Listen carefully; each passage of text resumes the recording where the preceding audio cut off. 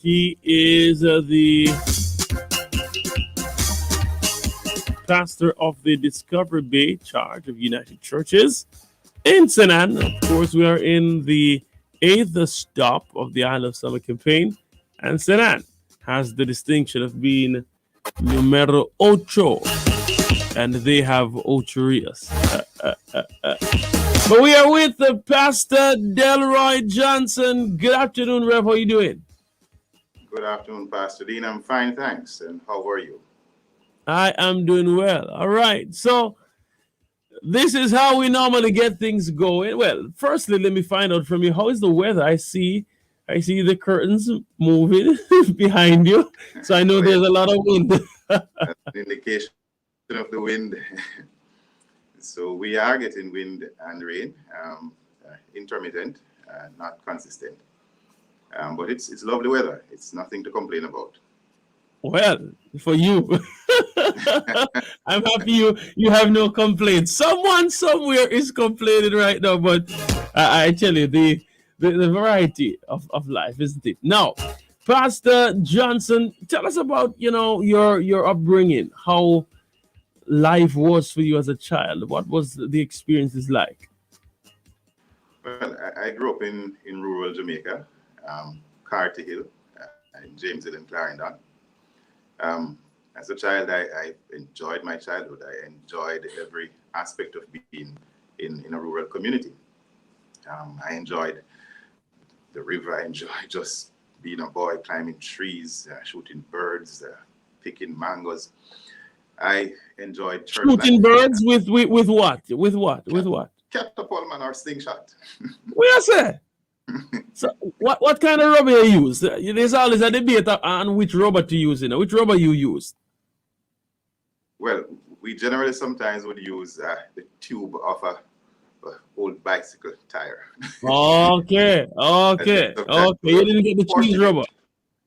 Yes, we get a piece of rubber sometimes from some hospital equipment.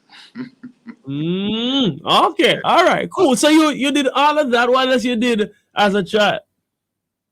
Well, as a child, I think I didn't get up to much of the mischief of other children. I was among those who carried out his duties. I fetched the water at the stream. I would accompany my sisters to the river to wash clothes. Okay. I think I was pretty much a well-behaved child growing up. Okay. What was your family background like? How many of you as children we grew up, 6 of us all together, 3 girls, 3 boys. Yes, predominantly raised by my mother because my father spent much of his time overseas. So my mother was did most of the parenting, as a matter of fact. Yeah. Okay, so you fall where exactly in the lineup? Were you the first, the last, or somewhere between? Well, I am in the middle. I am not in the middle. I am the second boy, and there are also two girls before me, so I'm the 4th child. Okay. All right. Cool. So, nothing special about being there. What was school like for you? I enjoyed basic school and primary school. High school, not so much. I really wanted to leave high school. But I enjoyed primary school and basic school.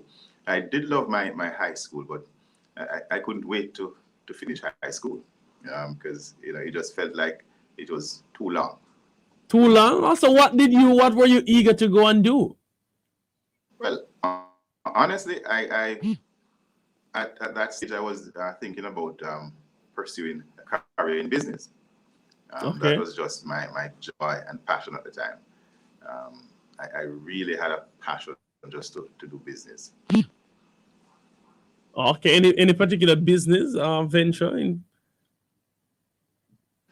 Well, in fact, I had in mind of turning a sound system that my father operated into. Them things you must talk, man. You not talk up the things them right up front, man. Me if you dig too much, man of God. Man of God, me if you dig too much, man.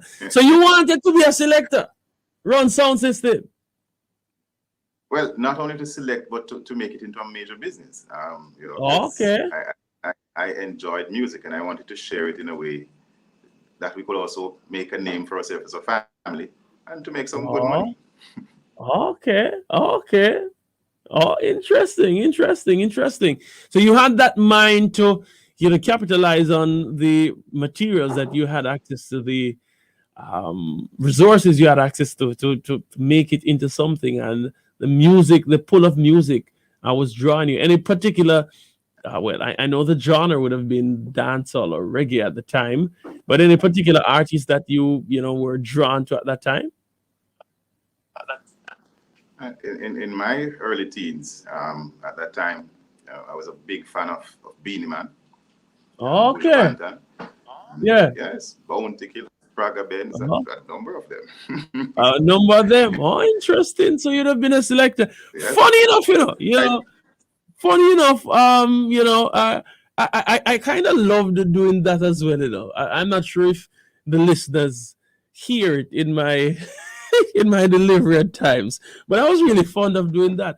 No, I'm really eager to find out though. How did you get saved? Because normally when you get involved in that life, it can become so entrapping, for want of a better word. What is your salvation experience? well, I used to accompany my sister to church in the evenings because she was a Christian. And Okay. there was also a young lady at church that I had a liking for. Mm. And, the particular summer I got saved, I was enjoying simply just going to church and spending time with her. Um, and, I loved the crusade. 1 week turned into 2 weeks. And it was in the second week of the crusade, I simply went for prayer one evening. That's all I wanted. I didn't want more than prayer. Because I had my plans as a young man, which didn't include that time. And so, Mm. having gone for the prayers, at the end of the prayers, the minister said, "If it is that you don't want Jesus, you may return to your seat." And I noticed that the crowd of people reversing, and I somehow was not moving. I was standing there still, just reflecting on the words he had earlier said. And that particular question, if you want Jesus, remain. If you don't want him, return to your seat. And right then and there, I stood and I thought about it and I said, I do want him. And I made a step from where I was to get closer to the altar. And that for me was the moment of surrender. And I was about 15 at the time when that took Okay. place. And it has been, you know, Jesus Christ from that moment. Wow, wow, wow, wow. What was it the change like? Your friends, your family members, what did they see, and what were they saying? Well, actually, the change perhaps was not very evident because, for the most part, I was a well-behaved child. Um, you know, people didn't see any kind of raucous people, Mm. even where Okay. things wrong. Okay. um, but it was the transformation started to show more in my uh, involvement in church and how frequently I would go to church. And, you know, it soon became clear to them that I was driven by the fact that I was so committed to the church and to everything church. That was just it. I was into church from that moment. And pretty much nothing else got much of my time, which really took over my life from the moment. Mm. All right. That sounds good. That sounds very good. Very, very, very good. Now, what are some of the early influences, in your Christian walk that would have shaped and helped you to, become a strong believer?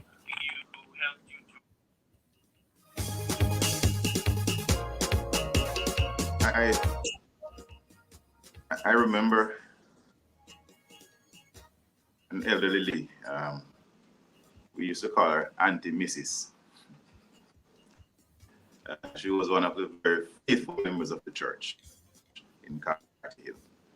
And despite advanced in years, she would consistently attend service and participate. Yeah. She was passionate about just sharing her testimonies about Lord Jesus Christ. With every opportunity she got to share, she took advantage of it. She would sing, she would talk, just to be present where there's a service. I really admired her. And I said I would want to be as committed as her and to be present wherever church is being held. And so she was one of my early influences. And then there was my minister, the Reverend Alice Blair, who I saw as a different to be a pastor. She brought this down-to-earth sense to the role of being a pastor. She was able to communicate with anybody at level, and I found that to be so impressive.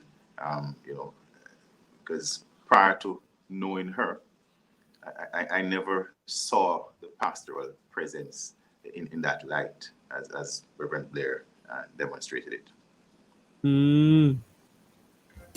Wow. That's great to hear. That's great to hear. So that happened at 15. Did that significantly alter your trajectory in high school, as it relates to the subjects you were pursuing, or it was academics as per usual? It was just academics as usual. I didn't change anything because I still intended to pursue business, but not The sound system business. Okay. It was yeah. Okay. Cool. It was post high school that I really made some change. Okay, I get you. Now, you are a lover of music, and I'm sure that, in coming to Christ, that didn't die. So what were some of the musical choices that you perhaps began to adapt when you'd have, abandoned the secular, abandoned the Zagazoo and the the Bounty Killer?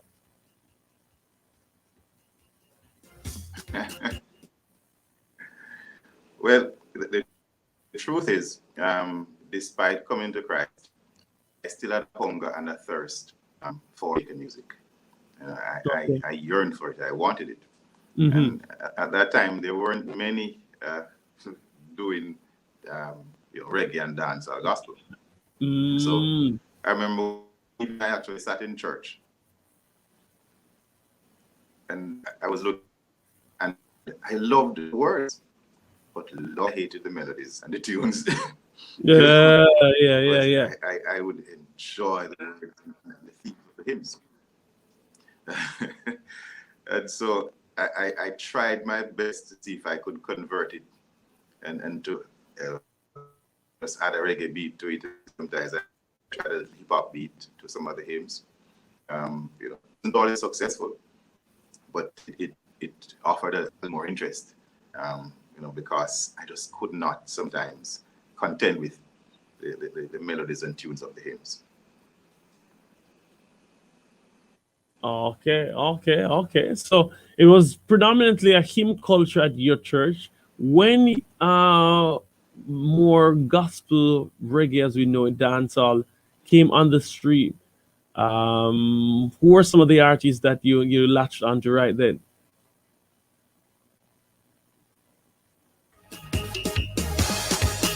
Well, as soon as Papa's son got converted, he was one of the persons I found. And Stitchy came afterwards, and then the scene just began to change. There was Catalyst Crew, there was Gotti, Prodigal Son, and I just began to soak up all of this wonderful music that was, native to my people. Oh, And wow, man, wow, I enjoyed, and I still enjoy that wow. presentation of the gospel. Is there a particular song that you would identify as a favorite?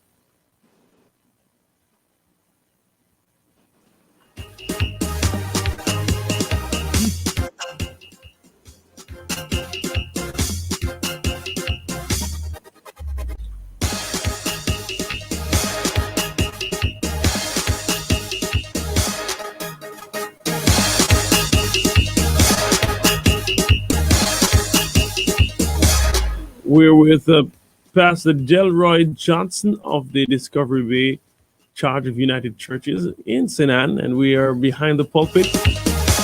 Pastor Johnson, are you still there? All right, we'll try to Oh, yes, I'm reconnect still with here. you. Oh, you're still here. Awesome. So yeah, is there a particular favorite of yours?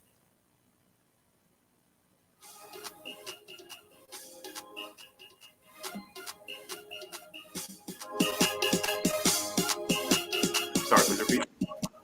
Is there a particular favorite of yours as it relates to a gospel song of the gospel, reggae gospel dancehall variety?